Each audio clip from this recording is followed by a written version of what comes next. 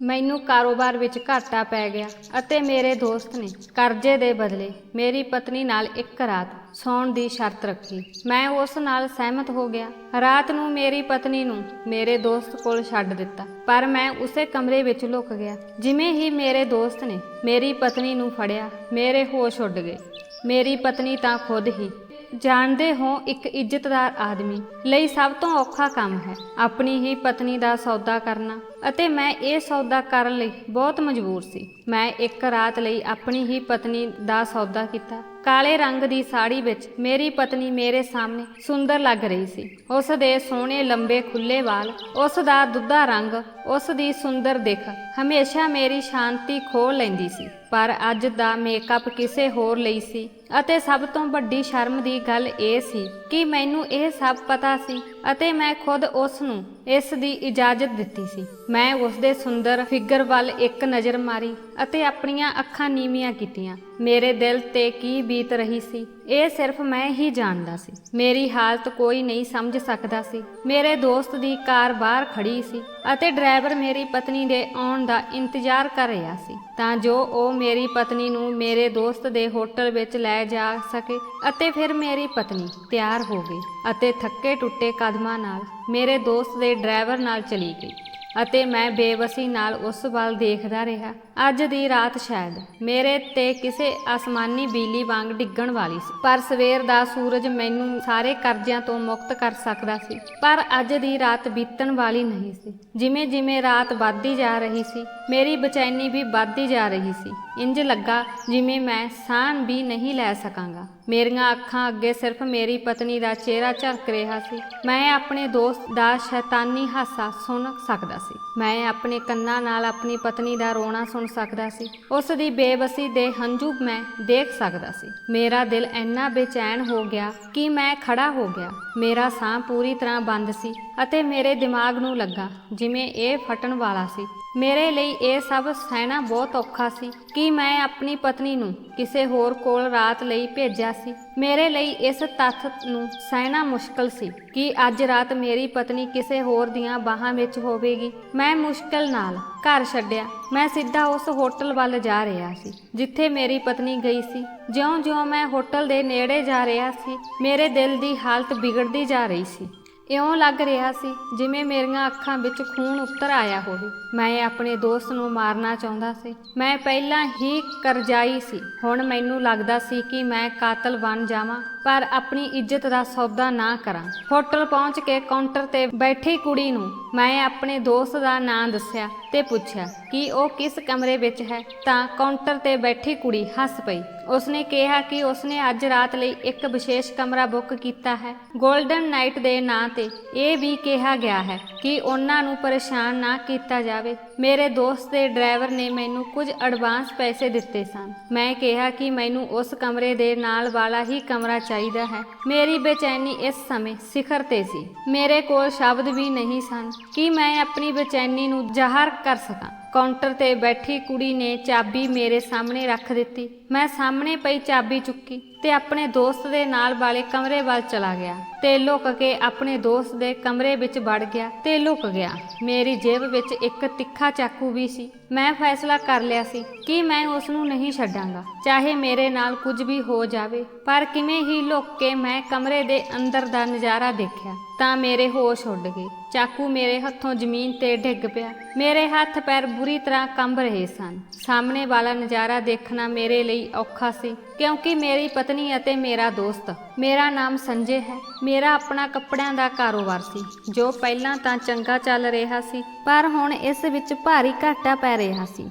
ਮੈਂ ਕਰਜ਼ੇ ਵਿੱਚ ਡੁੱਬਿਆ ਹੋਇਆ ਸੀ। ਮੇਰੇ ਦੋਸਤ ਦੀ ਗੱਲ ਸੁਣਨ ਤੋਂ ਬਾਅਦ ਮੈਂ ਉਸ ਨਾਲ ਅੱਖਾਂ ਮਿਲਾਉਣ ਦੇ ਯੋਗ ਨਹੀਂ ਸੀ। ਅਸੀਂ ਇੱਕ ਕੌਫੀ ਸ਼ਾਪ ਤੇ ਬੈਠੇ ਸੀ। ਮੇਰੇ ਸਾਹਮਣੇ ਗੋਲ ਟੇਬਲ ਤੇ ਕੌਫੀ ਦੇ 2 ਮੱਗ ਰੱਖੇ ਹੋਏ ਸਨ ਅਤੇ ਸਾਹਮਣੇ ਬੈਠਾ ਮੇਰਾ ਦੋਸਤ ਮੇਰੇ ਵੱਲ ਘੂਰ ਰਿਹਾ ਸੀ। ਉਸ ਨੇ ਕਿਹਾ, ਧਿਆਨ ਨਾਲ ਸੋਚੋ ਸੰਜੇ, ਕੋਈ ਮਜਬੂਰੀ ਨਹੀਂ ਹੈ। ਜਿੰਨਾ ਚਾਹੋ ਸਮਾਂ ਲਓ, ਪਰ ਸਿਰਫ ਅੱਜ ਰਾਤ ਤੋਂ ਵੱਧ ਮੈਂ ਤੁਹਾਨੂੰ ਸਮਾਂ ਨਹੀਂ ਦੇ ਸਕਦਾ। ਸ਼ਾਇਦ ਉਸ ਲਈ ਇਹ ਸਭ ਕਹਿਣਾ ਆਸਾਨ ਸੀ, ਪਰ ਮੇਰੇ ਲਈ ਸੁਣਨਾ ਵੀ ਆਸਾਨ ਨਹੀਂ ਸੀ। ਪਰ ਉਸ ਸਮੇਂ ਮੈਂ ਇੰਨਾ ਕਰਜ਼ਾਈ ਸੀ ਕਿ ਮੇਰਾ ਦਿਮਾਗ ਕੰਮ ਨਹੀਂ ਕਰ ਰਿਹਾ ਸੀ ਅਤੇ ਆਪਣੇ ਦੋਸਤ ਦੇ ਸਾਹਮਣੇ ਬੈਠਾ ਆਪਣੀ ਪਤਨੀ ਬਾਰੇ ਅਜਿਹੀਆਂ ਗੱਲਾਂ ਸੁਣ ਰਿਹਾ ਸੀ ਜੋ ਕਿ ਕਿਸੇ ਵੀ ਆਦਮੀ ਲਈ ਸੁਣਨੀਆਂ ਬਹੁਤ ਮੁਸ਼ਕਲ ਹਨ। ਜਦੋਂ ਮੇਰੇ ਦੋਸਤ ਨੇ ਮੈਨੂੰ ਇਸ ਤਰ੍ਹਾਂ ਚੁੱਪ ਦੇਖਿਆ ਤਾਂ ਉਸਨੇ ਕਿਹਾ, ਆਰਾਮ ਨਾਲ ਕੌਫੀ ਪੀਓ, ਮੈਂ ਇਸ ਕੌਫੀ ਦਾ ਭੁਗਤਾਨ ਕਰਾਂਗਾ, ਪੈਸਿਆਂ ਦੀ ਚਿੰਤਾ ਨਾ ਕਰੋ। ਇਹ ਕਹਿ ਕੇ ਉਹ ਥੋੜਾ ਜਿਹਾ ਮੁਸਕਰਾਇਆ। ਫਿਰ ਉਸਨੇ ਕਿਹਾ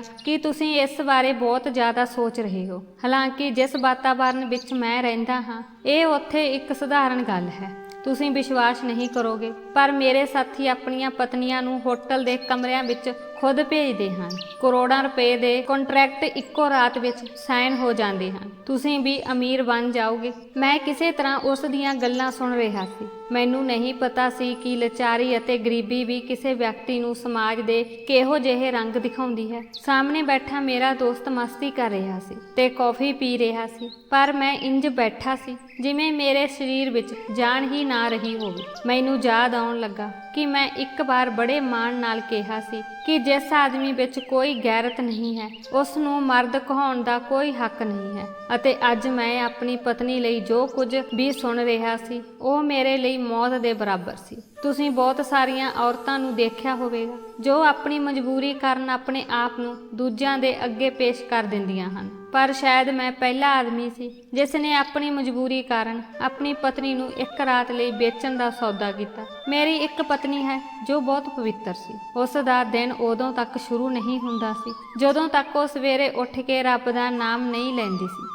ਅੱਜ ਤੱਕ ਮੇਰੇ ਤੋਂ ਇਲਾਵਾ ਕਿਸੇ ਨੇ ਉਸ ਨੂੰ ਹੱਥ ਤੱਕ ਨਹੀਂ ਸੀ ਲਾਇਆ। ਉਸ ਨੂੰ ਛੂਹਣ ਦਾ ਦੂਰ ਕਿਸੇ ਨੇ ਉਸ ਵੱਲ ਤੱਕਿਆ ਵੀ ਨਹੀਂ ਸੀ। ਮੈਨੂੰ ਯਾਦ ਆਉਣ ਲੱਗਾ ਕਿ ਜਦੋਂ ਵੀ ਅਸੀਂ ਕਿਸੇ ਵਿਆਹ ਜਾਂ ਪਾਰਟੀ ਲਈ ਕਿਤੇ ਜਾਣਾ ਹੁੰਦਾ ਸੀ ਤਾਂ ਮੇਰੀ ਪਤਨੀ ਸੁਨੈਨਾ ਆਪਣੀ ਸਾੜੀ ਨੂੰ ਬੜੇ ਸੁਚੱਜੇ ਢੰਗ ਨਾਲ ਲਪੇਟ ਲੈਂਦੀ ਸੀ। ਹਾਲਾਂਕਿ ਮੈਂ ਉਸ ਨੂੰ ਕਹਿੰਦਾ ਸੀ ਕਿ ਉਸ ਨੂੰ ਇੱਕ ਫੈਸ਼ਨੇਬਲ ਸਾੜੀ ਵੀ ਪਹਿਨਣੀ ਚਾਹੀਦੀ ਹੈ। ਵਿਆਹ ਵਿੱਚ ਸਾਰੀਆਂ ਔਰਤਾਂ ਇੰਨੀ ਚੰਗੀ ਤਰ੍ਹਾਂ ਤਿਆਰ ਹੋ ਕੇ ਆਉਂਦੀਆਂ ਹਨ, ਇੰਨਾ ਮੇਕਅਪ ਕਰਦੀਆਂ ਹਨ, ਪਰ ਤੁਸੀਂ ਸਿਰਫ ਸਧਾਰਨ ਹੀ ਜਾਂਦੇ ਹੋ ਅਤੇ ਇਸ ਤੋਂ ਇਲਾਵਾ ਤੁਸੀਂ ਆਪਣੇ ਆਪ ਨੂੰ ਪੂਰੀ ਤਰ੍ਹਾਂ ਢੱਕ ਲੈਂਦੇ ਹੋ। ਤੂੰ ਤਾਂ ਬਹੁਤ ਸੋਹਣੀ ਹੈ। ਮੈਂ ਵੀ ਚਾਹੁੰਦਾ ਹਾਂ ਕਿ ਤੁਸੀਂ ਵੀ ਤਿਆਰ ਹੋ ਕੇ ਜਾਓ ਤਾਂ ਕਿ ਸਾਰੀਆਂ ਔਰਤਾਂ ਤੁਹਾਨੂੰ ਦੇਖ ਸਕਣ, ਹੈਰਾਨ ਰਹਿ ਜਾਣ ਕਿ ਸੰਜੇ ਦੀ ਪਤਨੀ ਕਿੰਨੀ ਖੂਬਸੂਰਤ ਹੈ। ਮੈਂ ਚਾਹੁੰਦਾ ਹਾਂ ਕਿ ਮੇਰੀ ਕਿਸਮਤ ਤੇ ਮੇਰੇ ਦੋਸਤ ਸੜ ਕੇ ਸੁਆਹ ਹੋ ਜਾਣ। ਮੇਰੀ ਗੱਲ ਸੁਣ ਕੇ ਉਹ ਮੇਰੇ ਗਲੇ ਵਿੱਚ ਬਾਹਾਂ ਪਾ ਕੇ ਬੜੇ ਪਿਆਰ ਨਾਲ ਆਖਦੀ ਕਿ ਤੁਸੀਂ ਮੇਰੇ ਹੋ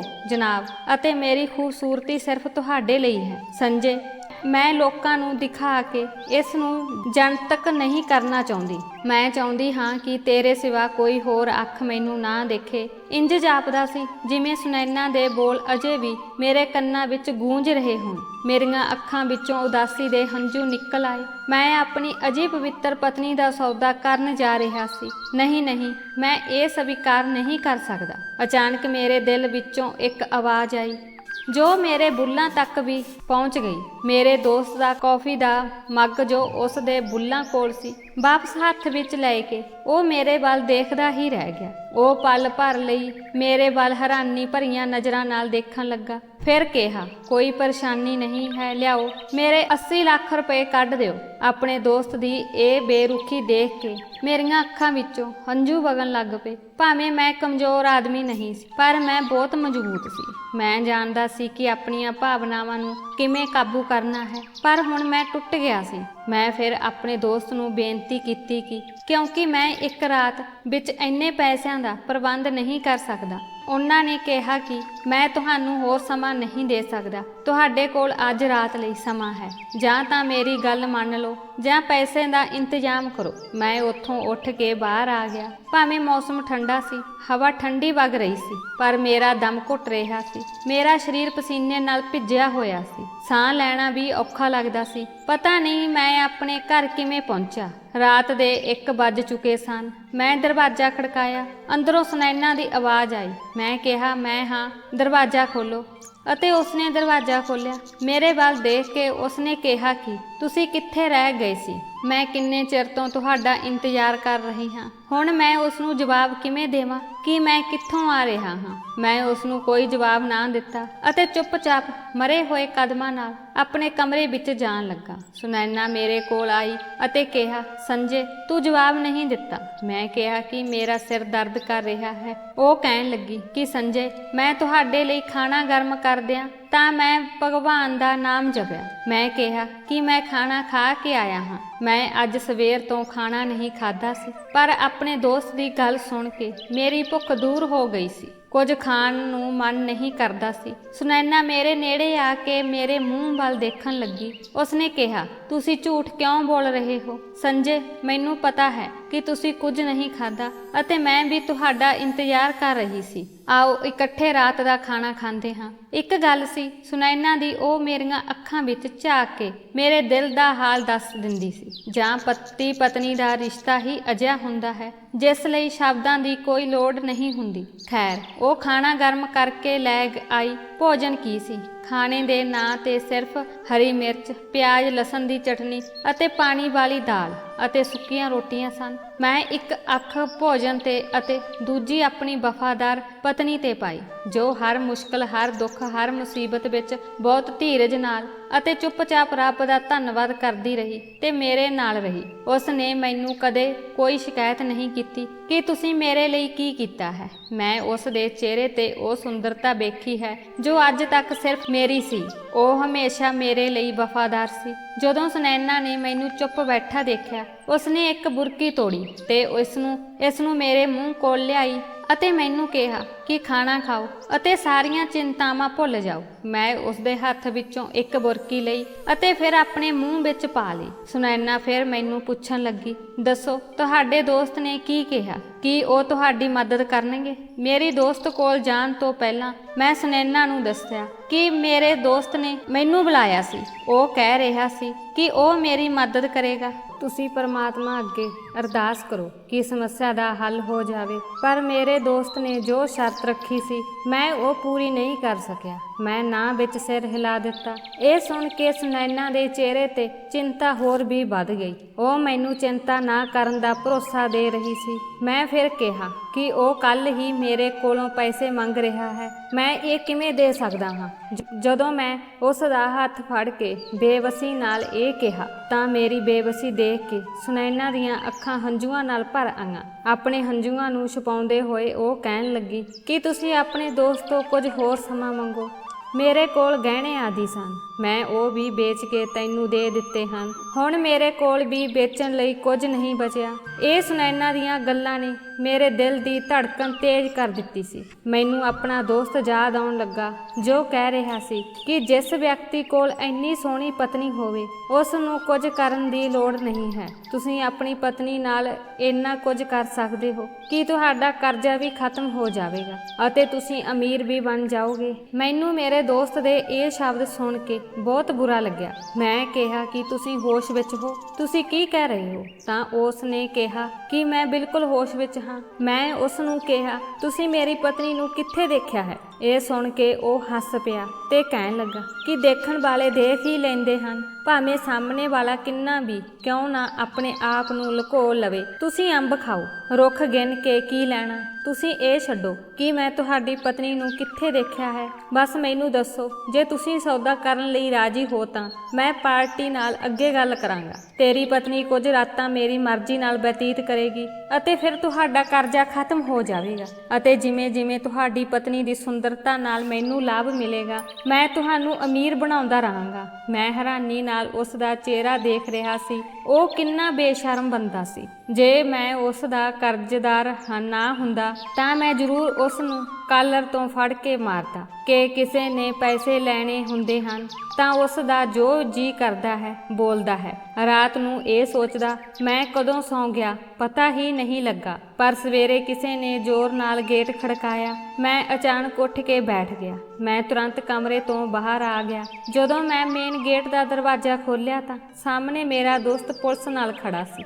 ਪੁਲਿਸ ਅਧਿਕਾਰੀ ਮੈਨੂੰ ਗ੍ਰਿਫਤਾਰ ਕਰਨ ਆਏ ਸਨ। ਮੇਰਾ ਦੋਸਤ ਅਧਿਕਾਰੀ ਨੂੰ ਕਹਿਣ ਲੱਗਾ ਕਿ ਇਹ ਵਿਅਕਤੀ ਨੇ ਮੇਰੇ ਪੈਸੇ ਦੇਣੇ ਹਨ, ਪਰ ਉਸਨੇ ਅਜੇ ਤੱਕ ਮੇਰੇ ਪੈਸੇ ਨਹੀਂ ਦਿੱਤੇ। ਇਹ ਦੀਵਾਲੀਆ ਹੋ ਗਿਆ ਹੈ, ਉਸ ਕੋਲ ਇੱਕ ਪੈਸਾ ਵੀ ਨਹੀਂ ਹੈ। ਮੈਂ ਇਸ ਨੂੰ ਸਮਾਂ ਦੇ ਕੇ ਥੱਕ ਗਿਆ ਹਾਂ, ਪਰ ਹੁਣ ਹੋਰ ਸਮਾਂ ਨਹੀਂ ਦੇ ਸਕਦਾ। ਇਸ ਲਈ ਉਸ ਨੂੰ ਜੇਲ੍ਹ ਵਿੱਚ ਢੱਕ ਦਿਓ।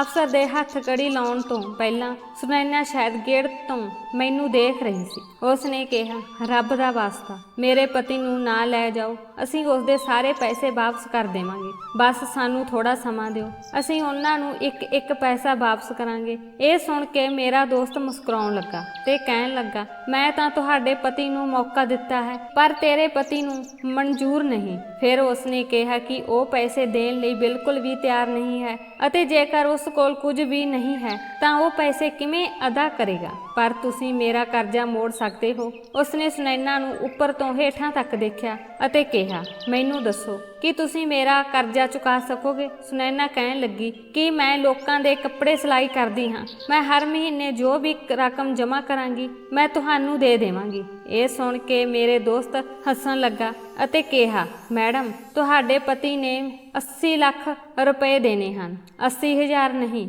ਫਿਰ ਉਸਨੇ ਇੰਸਪੈਕਟਰ ਨੂੰ ਕਿਹਾ ਕਿ ਸਾਰਿਆਂ ਨੂੰ ਜੇਲ੍ਹ ਵਿੱਚ ਪਾਓ। ਇਹ ਸੁਣਦਿਆਂ ਹੀ ਮੇਰੀ ਪਤਨੀ ਮੇਰੇ ਦੋਸਤ ਦੀਆਂ ਮਿੰਨਤਾਂ ਕਰਨ ਲੱਗੀ ਕਿ ਰੱਬ ਦੀ ਖਾਤਰ ਮੇਰੇ ਪਤੀ ਨੂੰ ਗ੍ਰਿਫਤਾਰ ਨਾ ਕਰੋ। ਮੇਰੇ ਦੋਸਤ ਨੇ ਕਿਹਾ, ਠੀਕ ਹੈ, ਜੇਕਰ ਤੁਹਾਡਾ ਪਤੀ ਮੇਰੀ ਸ਼ਰਤ ਮੰਨਦਾ ਹੈ ਤਾਂ ਮੈਂ ਇਸ ਨੂੰ ਛੱਡ ਦੇਵਾਂਗਾ। ਸੁਨੈਨਾ ਮੈਨੂੰ ਪੁੱਛਣ ਲੱਗੀ ਕਿ ਤੁਸੀਂ ਉਹਨਾਂ ਦੀਆਂ ਸ਼ਰਤਾਂ ਕਿਉਂ ਨਹੀਂ ਮੰਨਦੇ। ਮੈਂ ਕਿਹਾ, ਸੁਨੈਨਾ ਤੁਹਾਨੂੰ ਕੁਝ ਨਹੀਂ ਪਤਾ, ਮੈਂ ਉਸ ਦੀਆਂ ਸ਼ਰਤਾਂ ਨੂੰ ਸਵੀਕਾਰ ਨਹੀਂ ਕਰ ਸਕਦਾ। ਤਾਂ ਤੁਸੀਂ ਅੰਦਰ ਜਾਓ, ਮੈਂ ਕੁਝ ਸਖਤ ਸ਼ਬਦਾਂ ਵਿੱਚ ਕਿਹਾ। ਪਰ ਸੁਨੈਨਾ ਸ਼ਾਇਦ ਮੇਰੀ ਗ੍ਰਿਫਤਾਰੀ ਨੂੰ ਬਰਦਾਸ਼ਤ ਨਹੀਂ ਕਰ ਰਹੀ ਸੀ। ਉਹ ਕਹਿਣ ਲੱਗੀ, ਭਾਈ ਸਾਹਿਬ ਮੈਂ ਸੰਜੇ ਨੂੰ ਮਨਾ ਲਵਾਂਗੀ ਕਿ ਉਹ ਤੁਹਾਡੀਆਂ ਸਾਰੀਆਂ ਸ਼ਰਤਾਂ ਪੂਰੀਆਂ ਕਰੇਗਾ, ਪਰ ਰੱਬ ਦਾ ਵਾਸਤਾ ਉਸ ਨੂੰ ਪੁਲਿਸ ਦੇ ਹਵਾਲੇ ਨਾ ਕਰੋ। ਜਦੋਂ ਮੇਰੇ ਦੋਸਤ ਨੇ ਪੁਲਿਸ ਵਾਲਿਆਂ ਨੂੰ ਇਸ਼ਾਰਾ ਕੀਤਾ ਤਾਂ ਉਹ ਵਾਪਸ ਚਲਾ ਗਿਆ। ਮੈਂ ਅਤੇ ਸੁਨੈਨਾ ਘਰ ਵਿੱਚ ਵੜ ਗਏ। ਮੇਰਾ ਦੋਸਤ ਵੀ ਸਾਡੇ ਪਿੱਛੇ ਪਿੱਛੇ ਆ ਗਿਆ ਅਤੇ ਇਸ ਵਾਰ ਉਹ ਮੇਰੇ ਕੋਲ ਗੱਲ ਕਰਨ ਦੀ ਬਜਾਏ ਸੁਨੈਨਾ ਨਾਲ ਸਿੱਧੀ ਗੱਲ ਕਰਨ ਲੱਗਾ।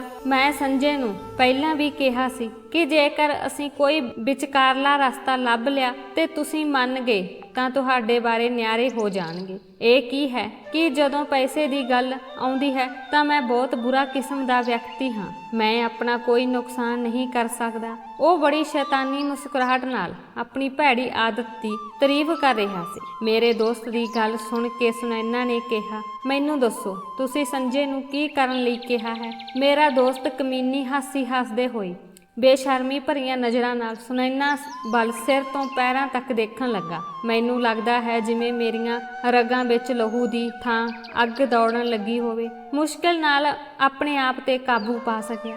ਕਹਿਣ ਲੱਗਾ ਕਿ ਸੰਜੇ ਨੇ ਤੁਹਾਨੂੰ ਨਹੀਂ ਦੱਸਿਆ ਕਿ ਮੈਂ ਸੰਜੇ ਨੂੰ ਕਿਹੜੀ ਸ਼ਰਤ ਦੱਸੀ ਹੈ। ਸੁਨੈਨਾ ਨੇ ਨਾ ਵਿੱਚ ਸਿਰ ਹਿਲਾਇਆ। ਮੇਰੇ ਦੋਸਤ ਨੇ ਕਿਹਾ, ਦੇਖੋ ਜੇਕਰ ਤੁਸੀਂ ਚਾਹੁੰਦੇ ਹੋ ਕਿ ਉਸ ਦਾ ਕਰਜ਼ਾ ਮਾਫ ਕੀਤਾ ਜਾਵੇ ਤਾਂ ਮੈਂ ਉਸ ਨੂੰ ਕਰਜ਼ੇ ਤੋਂ ਮੁਕਤ ਕਰ ਦਿਆਂਗਾ ਅਤੇ ਉਸ ਨੂੰ ਪੈਸੇ ਵੀ ਦੇਵਾਂਗਾ ਤਾਂ ਜੋ ਉਹ ਆਪਣਾ ਕਾਰੋਬਾਰ ਵਧਾ ਸਕੇ, ਪਰ ਇਸ ਦੇ ਲਈ ਤੁਹਾਨੂੰ ਕੋਸ਼ਿਸ਼ ਕਰਨੀ ਪਵੇਗੀ। ਇਹ ਕਹਿ ਕੇ ਉਹ ਸੁਨੈਨਾ ਦੇ ਨੇੜੇ ਹੋਣ ਲੱਗਾ, ਪਰ ਮੈਂ ਵਿਚਕਾਰ ਆ ਗਿਆ। ਮੈਂ ਆਪਣੇ ਦੋਸਤ ਨੂੰ ਇੱਕ ਹੱਥ ਨਾਲ ਪਿੱਛੇ ਧੱਕਿਆ ਅਤੇ ਬੜੇ ਗੁੱਸੇ ਵਿੱਚ ਕਿਹਾ ਕਿ ਮੇਰੀ ਪਤਨੀ ਅਜਿਹਾ ਕੁਝ ਨਹੀਂ ਕਰੇਗੀ। ਤੂੰ ਇੱਥੋਂ ਜਾ ਕੇ ਜੋ ਮਰਜ਼ੀ ਕਰ, ਮੈਨੂੰ ਪੁਲਿਸ ਕੋਲ ਫੜਾ ਜਾਂ ਫਾਂਸੀ ਦੇ ਦੇ। ਮੇਰੀ ਗੱਲ ਸੁਣ ਕੇ ਸੁਨੈਨਾ ਰੋਣ ਲੱਗ ਪਈ। ਸੰਜੇ ਜੇ ਤੁਸੀਂ ਹੋ ਤਾਂ ਮੈਂ ਹਾਂ, ਮੈਨੂੰ ਪੁੱਛਣ ਦਿਓ ਕਿ ਉਹ ਕੀ ਕੰਮ ਕਰਵਾਉਣਾ ਚਾਹੁੰਦੇ ਹਨ। ਮੈਂ ਕਿਹਾ ਕਿ ਤੁਸੀਂ ਨਹੀਂ ਜਾਣਦੇ, ਉਹਨਾਂ ਕਰਵਾਉਣਾ ਚਾਹੁੰਦਾ ਹੈ, ਮੈਂ ਤੁਹਾਨੂੰ ਉਹ ਕਦੇ ਨਹੀਂ ਕਰਨ ਦੇਵਾਂਗਾ। ਪਰ ਸੁਨੈਨਾ ਕਹਿਣ ਲੱਗੀ ਕਿ ਮੈਂ ਵੀ ਬੇਵੱਸ ਹਾਂ, ਮੈਂ ਤੈਨੂੰ ਕਦੇ ਵੀ ਸਲਾਖਾਂ ਦੇ ਪਿੱਛੇ ਨਹੀਂ ਦੇਖ ਸਕਦੀ।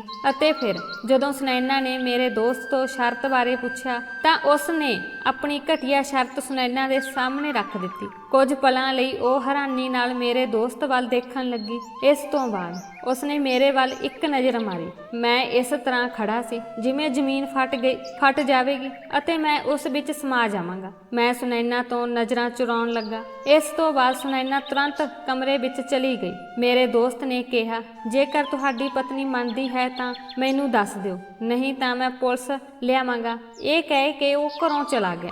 ਮੈਂ ਕਮਰੇ ਵਿੱਚ ਨਹੀਂ ਗਿਆ। ਮੈਂ ਕਮਰੇ ਵਿੱਚ ਕਿਸ ਮੂੰਹ ਨਾਲ ਜਾਂਦਾ। 2 ਘੰਟੇ ਬੀਤਣ ਤੋਂ ਬਾਅਦ ਵੀ ਉਹ ਕਮਰੇ ਤੋਂ ਬਾਹਰ ਨਹੀਂ ਆਈ। ਜਦੋਂ ਉਹ 2 ਘੰਟੇ ਬਾਅਦ ਬਾਹਰ ਆਈ ਤਾਂ ਰੋ ਰੋ ਕੇ ਉਸ ਦੀਆਂ ਅੱਖਾਂ ਸੁੱਜ ਗਈਆਂ ਸਨ। ਉਹ ਮੇਰੇ ਕੋਲ ਆ ਕੇ ਬੈਠ ਗਈ ਅਤੇ ਕਿਹਾ ਕਿ ਤੁਸੀਂ ਆਪਣੇ ਦੋਸਤ ਨੂੰ ਹਾਂ ਕਹਿ ਦਿਓ। ਮੈਂ ਇਸ ਨੂੰ ਦੁੱਖ ਨਾਲ ਸੁਣਿਆ। ਮੈਨੂੰ ਸੁਨੈਨਾ ਤੋਂ ਇਸ ਜਵਾਬ ਦੀ ਬਿਲਕੁਲ ਉਮੀਦ ਨਹੀਂ ਸੀ। ਮੈਂ ਕਿਹਾ, ਮੈਂ ਇਹ ਸਭ ਬਰਦਾਸ਼ਤ ਨਹੀਂ ਕਰ ਸਕਦਾ। ਮੇਰੇ ਤੋਂ ਅਜਿਹਾ ਇਮਤਿਹਾਨ ਨਾ ਲਓ ਜੋ ਮੈਂ ਦੇਣ ਲਈ ਮਜਬੂਰ ਹੋਵਾਂ। ਸੁਨੈਨਾ ਨੇ ਕਹਿਣਾ ਸ਼ੁਰੂ ਕਰ ਦਿੱਤਾ ਕਿ ਮੈਂ ਤੁਹਾਨੂੰ ਜੇਲ੍ਹ ਜਾਂਦੇ ਨਹੀਂ ਦੇਖ ਸਕਦੀ ਅਤੇ ਫਿਰ ਤੁਹਾਨੂੰ ਕੀ ਲੱਗਦਾ ਹੈ ਕਿ ਜੇ ਤੁਸੀਂ ਜੇਲ੍ਹ ਗਏ ਤਾਂ ਮੇਰਾ ਕੀ ਹੋਵੇਗਾ? ਕੀ ਮੈਂ ਘਰ ਵਿੱਚ ਇਕੱਲੀ ਸੁਰੱਖਿਅਤ ਹੋਵਾਂਗੀ? ਸੁਨੈਨਾ ਸਹੀ ਸੀ। ਜੇ ਮੈਂ ਜੇਲ੍ਹ ਗਿਆ ਹੁੰਦਾ ਤਾਂ ਪਿੱਛੋਂ ਤੋਂ ਕੋਈ ਵੀ ਉਸ ਨਾਲ ਕੁਝ ਵੀ ਕਰ ਸਕਦਾ ਸੀ। ਉਹ ਆਪਣਾ ਬਚਾਅ ਕਿਵੇਂ ਕਰ ਸਕਦੀ ਸੀ? ਪਰ ਫਿਰ ਵੀ ਮੇਰਾ ਦਿਲ ਇਸ ਗੱਲ ਨਾਲ ਸਹਿਮਤ ਨਹੀਂ ਸੀ ਕਿ ਕਿਵੇਂ ਮੈਂ ਆਪਣੀ ਪਤਨੀ ਨੂੰ ਆਪਣੇ ਸਾਹਮਣੇ ਪਾਪ ਦੀ ਦਲਦਲ ਵਿੱਚ ਧੱਕ ਦਿੰਦਾ। ਪਰ ਮੇਰੇ ਕੋਲ ਹੋਰ ਕੋਈ ਵਿਕਲਪ ਨਹੀਂ ਸੀ। ਹਾਲਾਤਾਂ ਨੂੰ ਧਿਆਨ ਵਿੱਚ ਰੱਖਦਿਆਂ ਮੈਂ ਆਪਣੀ ਗੈਰਤ ਨੂੰ ਭੁੱਲ ਗਿਆ ਅਤੇ ਇੱਕ ਗੈਰਤਮੰਦ ਬੰਦੇ ਲਈ ਇਹ ਬਹੁਤ ਔਖਾ ਕੰਮ ਹੈ। ਮੈਂ ਆਪਣੇ ਦੋਸਤ ਨੂੰ ਬੁਲਾਇਆ ਅਤੇ ਕਿਹਾ ਕਿ ਮੈਨੂੰ ਤੁਹਾਡੀ ਸ਼ਰਤ ਮਨਜ਼ੂਰ ਹੈ। ਇਹ ਸੁਣ ਕੇ ਉਸ ਦਾ ਜ਼ੋਰਦਾਰ ਹਾਸਾ ਕੰਚ ਵਾਂਗ ਮੇਰੇ ਕੰਨਾਂ ਵਿੱਚ ਵੜ ਗਿਆ। ਉਸ ਨੇ ਕਿਹਾ ਕਿ ਅਸੀਂ ਸਮੇਂ ਸਿਰ ਬਹੁਤ ਹੀ ਸਮਝਦਾਰੀ ਵਾਲਾ ਫੈਸਲਾ ਲਿਆ ਹੈ ਅਤੇ ਫਿਰ ਅਗਲੇ ਹੀ ਦਿਨ ਉਸ ਨੇ ਆਪਣੇ ਡਰਾਈਵਰ ਨਾਲ ਇੱਕ ਸੁੰਦਰ ਨੈਟ ਵਾਲੀ ਫੈਸ਼ਨ ਲੈਵਲ ਸਾੜੀ ਭੇਜੀ। ਸੁਨੈਨਾ ਨੇ ਅਜਿਹੀ ਸਾੜੀ ਕਦੇ ਨਹੀਂ ਪਹਿਨੀ ਸੀ। ਉਸ ਨੇ ਆਪਣੇ ਡਰਾਈਵਰ ਨੂੰ ਸੁਨੈਨਾ ਨੂੰ ਸਾੜੀ ਪਾ ਕੇ ਹੋਟਲ ਦੇ ਕਮਰੇ ਵਿੱਚ ਲਿਆਉਣ ਲਈ ਕਿਹਾ ਸੀ। ਉਸ ਨੇ ਕਾਲੇ ਰੰਗ ਦੀ ਸਾੜੀ ਪਾਈ ਹੋਈ ਸੀ ਅਤੇ ਪਹਿਲੀ ਵਾਰ ਉਹ ਆਪਣਾ ਸਰੀਰ ਦਿਖਾ ਰਹੀ ਸੀ। ਮੈਂ ਆਪਣੀ ਨਿਗਾਹ ਟਾਲ ਲਈ। ਤਿਆਰ ਹੋਣ ਵੇਲੇ ਵੀ ਸੁਨੈਨਾ ਦੀਆਂ ਅੱਖਾਂ ਵਿੱਚੋਂ ਹੰਝੂ ਵਹਿ ਰਹੇ ਸਨ। ਸੁਨੈਨਾ ਹੰਝੂ ਬਹਾਉਂਦੇ ਹੋਏ ਤੁਰਨ ਦੇ ਯੋਗ ਨਹੀਂ ਸੀ। ਸੁਨੈਨਾ ਦੀ ਹਾਲਤ ਦੇਖ ਕੇ ਮੈਨੂੰ ਰਾਹਤ ਮਹਿਸੂਸ ਨਹੀਂ ਹੋਈ। ਇਸ ਲਈ ਮੈਂ ਵੀ ਹੋਟਲ ਵੱਲ ਭੱਜਿਆ। ਇਸ ਸਮੇਂ ਮੇਰੇ ਕੋਲ ਪੈਸੇ ਸਨ ਕਿਉਂਕਿ ਮੇਰੇ ਦੋਸਤ ਨੇ ਮੈਨੂੰ ਐਡਵਾਂਸ ਵਿੱਚ ਕੁਝ ਪੈਸੇ ਦਿੱਤੇ ਸਨ ਅਤੇ ਫਿਰ ਉਹਨਾਂ ਹੀ ਪੈਸਿਆਂ ਨਾਲ ਮੈਂ ਆਪਣੇ ਦੋਸਤ ਦੇ ਬਰਾਬਰ ਇੱਕ ਕਮਰਾ ਲੈ ਲਿਆ ਅਤੇ ਜਦੋਂ ਮੈਂ ਲੁੱਕ ਕੇ ਦੇਖਿਆ ਤਾਂ ਮੈਂ ਹੈਰਾਨ ਰਹਿ ਗਿਆ। ਮੇਰੀ ਪਤਨੀ ਮੇਰੇ ਦੋਸਤ ਦੀਆਂ ਬਾਹਾਂ ਵਿੱਚ ਬੈਠੀ ਉੱਚੀ ਉੱਚੀ ਹੱਸ ਰਹੀ ਸੀ। ਗੱਲ ਕਰਦੇ ਹੋਏ ਉਹ ਕਹਿ ਰਹੀ ਸੀ ਕਿ ਮੈਂ ਸੋਚਿਆ ਸੀ ਕਿ ਮੈਂ ਤੁਹਾਨੂੰ ਦੁਬਾਰਾ ਕਦੇ ਨਹੀਂ ਮਿਲ ਸਕਾਂਗੀ ਕਿਉਂਕਿ ਸੰਜੇ ਬਹੁਤ ਇੱਜ਼ਤਦਾਰ ਵਿਅਕਤੀ ਹੈ। ਇਸ ਲਈ ਮੈਨੂੰ ਵੀ ਸ਼ਰੀਫ ਹੋਣ ਦਾ ਦਿਖਾਵਾ ਕਰਨਾ ਪੈਂਦਾ ਸੀ ਕਿਤੇ ਉਸ ਨੂੰ ਮੇਰੇ ਤੇ ਸ਼ੱਕ ਨਾ ਹੋ ਜਾਵੇ। ਮੇਰੇ ਦੋਸਤ ਨੇ ਕਿਹਾ, ਦੇਖੀਏ ਮੇਰੀ ਅਕਲ ਦਾ ਕਮਾਲ, ਮੈਂ ਉਸਦੇ ਸਾਰੇ ਪੈਸੇ ਹੜਪ ਲਏ ਅਤੇ ਉਸਦੀ ਪਤਨੀ ਵੀ। ਮੇਰੇ ਦੋਸਤ ਨੇ ਮੇਰੀ ਪਤਨੀ ਦੇ ਵਾਲਾਂ ਨੂੰ ਠੀਕ ਕਰਦੇ ਹੋਏ ਕਿਹਾ ਕਿ ਉਹ ਇੱਕ ਬੇਵਕੂਫ ਸੀ ਜੋ ਸੋਚਦਾ ਸੀ ਕਿ ਉਸਨੇ ਨੁਕਸਾਨ ਪਹੁੰਚਾਇਆ ਹੈ, ਹਾਲਾਂਕਿ ਅਜਿਹਾ ਕੁਝ ਵੀ ਨਹੀਂ ਹੈ। ਮੈਨੂੰ ਯਾਦ ਆਉਣ ਲੱਗਾ ਕਿ ਜਦੋਂ ਮੇਰਾ ਦੋਸਤ ਮੇਰੇ ਨਾਲ ਪਾਰਟਨਰਸ਼ਿਪ ਤੇ ਕੰਮ ਕਰਨ ਆਇਆ ਸੀ ਤਾਂ ਮੇਰੇ ਕੋਲ ਚੰਗੀ ਰਕਮ ਸੀ। ਫੈਕਟਰੀ ਉਸਦੀ ਸੀ ਪਰ ਮੈਂ ਪੈਸੇ ਖਰਚ ਕੀਤੇ ਸਨ। ਅਸੀਂ ਲੱਖਾਂ ਰੁਪਏ ਦਾ ਕੱਪੜਾ ਖਰੀਦ ਕੇ ਫੈਕਟਰੀ ਦੇ ਗੋਦਾਮ ਵਿੱਚ ਰੱਖਿਆ ਸੀ ਤਾਂ ਜੋ ਜਲਦੀ ਤੋਂ ਜਲਦੀ ਵੇਚ ਕੇ ਮੁਨਾਫਾ ਕਮਾ ਸਕੀਏ। ਮੇਰੇ ਦੋਸਤ ਨੇ ਮੈਨੂੰ ਵੱਡੇ ਵੱਡੇ ਸੁਪਨੇ ਦਿਖਾਏ ਸਨ ਪਰ ਇੱਕ ਰਾਤ ਮੈਂ ਸੌਂ ਰਿਹਾ ਸੀ। ਉਦੋਂ ਹੀ ਉਸਦਾ ਕਾਲ ਆ ਗਿਆ ਤੇ ਕਹਿਣ ਲੱਗਾ, ਸੰਜੇ ਜਲਦੀ ਆ ਜਾਓ, ਫੈਕਟਰੀ ਦੇ ਗੋਦਾਮ ਨੂੰ ਅੱਗ ਲੱਗ ਗਈ ਹੈ, ਜਲਦੀ ਪਹੁੰਚੋ। ਜਦੋਂ ਮੈਂ ਉੱਥੇ ਪਹੁੰਚਿਆ ਤਾਂ ਸਾਰਾ ਗੋਦਾਮ ਅੱਗ ਦੀ ਲਪੇਟ ਵਿੱਚ ਸੀ। ਫਾਇਰ ਬ੍ਰਿਗੇਡ ਅੱਗ ਬੁਝਾ ਰਹੀ ਸੀ। ਮੇਰਾ ਦੋਸਤ ਰੋਂਦਾ ਹੋਇਆ ਮੇਰੇ ਕੋਲ ਆਇਆ ਅਤੇ ਕਿਹਾ ਕਿ ਸਾਰਾ ਸਮਾਨ ਸੜ ਕੇ ਸੁਆਹ ਹੋ ਗਿਆ ਹੈ, ਤੁਸੀਂ ਦਿਵਾਲੀਆ ਹੋ ਗਏ ਹੋ, ਸਾਰਾ ਮਾਲ ਤੇਰੇ ਪੈਸਿਆਂ ਦਾ ਸੀ, ਤੂੰ ਸੜਕ ਤੇ ਆ ਗਿਆ ਹੈ। ਉਸ ਵੇਲੇ ਮੇਰੀ ਹਾਲਤ ਇਹ ਸੀ ਕਿ ਮੈਂ ਬੇਹੋਸ਼ ਹੋ ਕੇ ਡਿੱਗ ਪੈਂਦਾ। ਉਦੋਂ ਮੇਰੀ ਛਾਤੀ ਵਿੱਚ ਦਰਦ ਹੋਇਆ। ਮੇਰਾ ਦੋਸਤ ਮੈਨੂੰ ਹਸਪਤਾਲ ਲੈ ਗਿਆ। ਮੈਂ ਇਹ ਸਦਮਾ ਬਰਦਾਸ਼ਤ ਨਾ ਕਰ ਸਕਿਆ। ਜਦੋਂ ਮੈਨੂੰ ਹੋਸ਼ ਆਈ ਤਾਂ ਸੁਨੈਨਾ ਮੇਰੇ ਕੋਲ ਬੈਠ ਕੇ ਰੋ ਰਹੀ ਸੀ। ਉਸ ਨੇ ਰੋਂਦੇ ਹੋਏ ਮੈਨੂੰ ਦੱਸਿਆ ਕਿ ਮੈਂ ਆਪਣੇ ਗਹਿਣੇ ਵੇਚ ਕੇ ਤੁਹਾਡੇ ਹਸਪਤਾਲ ਦਾ ਬਿੱਲ ਭਰ ਦਿੱਤਾ ਹੈ, ਹੁਣ ਸਭ ਠੀਕ ਹੋ ਜਾਵੇਗਾ। ਇਸ ਤੋਂ ਪਹਿਲਾਂ ਕਿ ਮੈਂ ਕੁਝ ਸਮਝਦਾ, ਮੇਰਾ ਦੋਸਤ ਮੈਨੂੰ ਮਿਲਣ ਮੇਰੇ ਘਰ ਆ ਗਿਆ। ਉਹਨਾਂ ਨੇ ਕਿਹਾ ਕਿ ਜੋ ਸਮਾਨ ਸੜ ਗਿਆ ਸੀ ਉਸ ਤੋਂ ਇਲਾਵਾ 80 ਲੱਖ ਰੁਪਏ ਦਾ ਸਮਾਨ ਵੀ ਉਧਾਰ ਲਿਆ ਹੋਇਆ ਸੀ ਤਾਂ ਜੋ ਅਸੀਂ ਪਾਰਟੀ ਦੇ ਹੁਕਮਾਂ ਨੂੰ ਪੂਰਾ ਕਰ ਸਕੀਏ ਅਤੇ ਇਹ ਸਮਾਨ ਵੀ ਮੱਚ ਗਿਆ ਹੈ। ਹੁਣ ਜਿਸ ਵਿਅਕਤੀ ਤੋਂ ਅਸੀਂ ਪੈਸੇ ਲਏ ਸਨ ਉਹ ਆਪਣੇ ਪੈਸੇ ਦੀ ਮੰਗ ਕਰ ਰਿਹਾ ਹੈ। ਮੈਂ ਕਿਹਾ, ਇੰਨੀ ਵੱਡੀ ਰਕਮ ਕਿੱਥੋਂ ਲਿਆਵਾਂਗਾ? ਉਹ ਕਹਿਣ ਲੱਗਾ ਕਿ ਤੁਹਾਨੂੰ ਇਸ ਬਾਰੇ ਸੋਚਣਾ ਚਾਹੀਦਾ ਸੀ ਕਿਉਂਕਿ ਇਹ ਨੁਕਸਾਨ ਤੁਹਾਡਾ ਹੈ। ਮੇਰਾ ਦੋਸਤ ਅਤੇ ਮੇਰੀ ਪਤਨੀ ਮਿਲ ਕੇ ਮੇਰੇ ਨਾਲ ਧੋਖਾ ਕਰ ਰਹੇ ਸਨ। ਮੇਰਾ ਦੋਸਤ ਆਪਣੇ ਮੂੰਹ ਨਾਲ ਇਹ ਗੱਲ ਮੰਨ ਰਿਹਾ ਸੀ ਕਿ ਉਸਨੇ ਫੈਕਟਰੀ 'ਚੋਂ ਸਮਾਨ ਕਢਵਾ ਲਿਆ ਸੀ ਅਤੇ ਫੈਕਟਰੀ 'ਚ ਜੋ ਸਮਾਨ ਸੜ ਗਿਆ ਸੀ ਉਹ ਖਰਾਬ ਸਮਾਨ ਸੀ। ਉਸਨੇ ਇਹ ਸਭ ਮੈਨੂੰ ਫਸਾਉਣ ਲਈ ਕੀਤਾ ਤਾਂ ਜੋ ਉਹ ਮੇਰੀ ਪਤਨੀ ਨਾਲ ਮਸਤੀ ਕਰ ਸਕੇ। ਉਸ ਸਮੇਂ ਮੇਰੇ ਕੋਲ ਮੋਬਾਈਲ ਸੀ। ਮੈਂ ਇਸ ਦੀ ਵੀਡੀਓ ਬਣਾਈ ਅਤੇ ਉੱਥੋਂ ਸਿੱਧਾ ਥਾਣੇ ਗਿਆ। ਅਗਲੇ ਦਿਨ ਮੇਰੀ ਪਤਨੀ ਅਤੇ ਮੇਰਾ ਦੋਸਤ ਜੇਲ੍ਹ ਵਿੱਚ ਸਨ। ਅੱਜ ਤੱਕ ਮੈਂ ਔਰਤ ਦਾ ਇਹ ਰੂਪ ਕਦੇ ਨਹੀਂ ਦੇਖਿਆ ਸੀ ਜੋ ਮੇਰੀ ਪਤਨੀ ਨੇ ਮੈਨੂੰ ਦਿਖਾਇਆ ਸੀ। ਮੇਰਾ ਔਰਤਾਂ ਵਿੱਚ ਵਿਸ਼ਵਾਸ ਖਤਮ ਹੋ ਗਿਆ ਹੈ। ਮੈਂ ਆਪਣੀ ਪਤਨੀ ਨੂੰ ਤਲਾਕ ਦੇ ਦਿੱਤਾ ਹੈ ਅਤੇ ਹੁਣ ਇਕੱਲਾ ਰਹਿ ਰਿਹਾ ਹਾਂ। ਜੋ ਵੀਡੀਓ ਮੈਂ ਪੁਲਿਸ ਨੂੰ ਦਿਖਾਈ ਹੈ ਉਸ ਵਿੱਚ ਸਾਫ਼ ਦਿਖਾਈ ਦੇ ਰਿਹਾ ਹੈ ਕਿ ਮੇਰੇ ਦੋਸਤ ਨੇ ਮੇਰੇ ਨਾਲ ਧੋਖਾ ਕੀਤਾ ਹੈ। ਮੈਂ ਪੁਲਿਸ ਰਾਹੀਂ ਮੇਰੇ ਸਾਰੇ ਪੈਸੇ ਵਾਪਸ ਕਰਵਾ ਲਏ। ਮੈਂ ਆਪਣਾ ਕਾਰੋਬਾਰ ਦੁਬਾਰਾ ਸ਼ੁਰੂ ਕੀਤਾ ਅਤੇ ਕੁਝ ਸਮੇਂ ਦੇ ਅੰਦਰ ਹੀ ਮੇਰਾ ਕਾਰੋਬਾਰ ਫਿਰ ਚੱਲ ਪਿਆ ਅਤੇ ਅੱਜ ਮੈਂ ਸ਼ਹਿਰ ਦਾ ਇੱਕ ਮਸ਼ਹੂਰ ਵਪਾਰੀ ਹਾਂ। ਮੈਂ ਸੁਣਿਆ ਕਿ ਮੇਰਾ ਦੋਸਤ ਕੁਝ ਮਹੀਨਿਆਂ ਬਾਅਦ ਜੇਲ੍ਹ ਤੋਂ ਰਿਹਾ ਹੋ ਗਿਆ ਸੀ। ਉਸ ਨੇ ਸੁਨੈਨਾ ਨੂੰ ਕੁਝ ਦਿਨ ਆਪਣੇ ਕੋਲ ਰੱਖਿਆ ਅਤੇ ਜਦੋਂ ਉਸ ਦੀ ਤਸੱਲੀ ਹੋ ਗਈ ਤਾਂ ਉਸ ਨੂੰ ਛੱਡ ਦਿੱਤਾ। ਸੁਨੈਨਾ ਮੇਰੇ ਤੋਂ ਮਾਫੀ ਮੰਗਣ ਲਈ ਮੇਰੇ ਦਫ਼ਤਰ ਅਤੇ ਘਰ ਆਈ, ਪਰ ਮੈਂ ਚੌਕੀਦਾਰ ਨੂੰ ਕਿਹਾ ਕਿ ਉਸ ਨੂੰ ਅੰਦਰ ਨਾ ਜਾਣ ਦਿਓ। ਮੈਂ ਸੁਨੈਨਾ ਦਾ ਚਿਹਰਾ ਵੀ ਨਹੀਂ ਦੇਖਣਾ ਚਾਹੁੰਦਾ ਸੀ। ਇੱਕ ਵਾਰ ਮੇਰੀ ਕੰਪਨੀ ਵਿੱਚ ਦੁਰਘਟਨਾ ਹੋ ਗਈ। ਸਾਡੀ ਕੰਪਨੀ ਵਿੱਚ ਕੰਮ ਕਰਦੇ ਮਨੋਹਰ ਅੰਕਲ ਦੀ ਬਿਜਲੀ ਦਾ ਝਟਕਾ ਲੱਗਣ ਕਾਰਨ ਮੌਤ ਹੋ ਗਈ।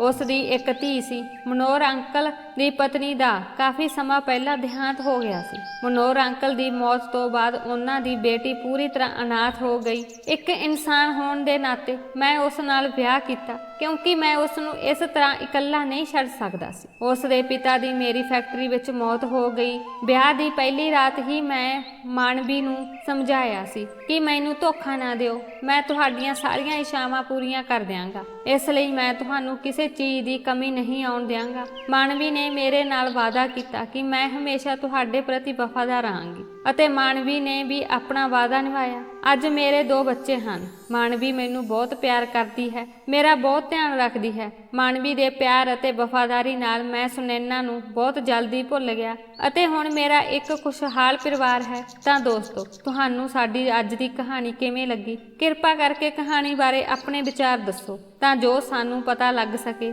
ਕਿ ਤੁਹਾਨੂੰ ਸਾਡੀ ਕਹਾਣੀ ਪਸੰਦ ਹੈ ਜਾਂ ਨਹੀਂ। ਹਰ ਰੋਜ਼ ਨਵੀਂ ਕਹਾਣੀ ਸੁਣਨ ਲਈ ਸਾਡੇ ਚੈਨਲ ਨੂੰ ਸਬਸਕ੍ਰਾਈਬ ਕਰੋ। ਕਹਾਣੀ ਸੁਣਨ ਲਈ ਬਹੁਤ ਬਹੁਤ ਧੰਨਵਾਦ ਦੋਸਤੋ।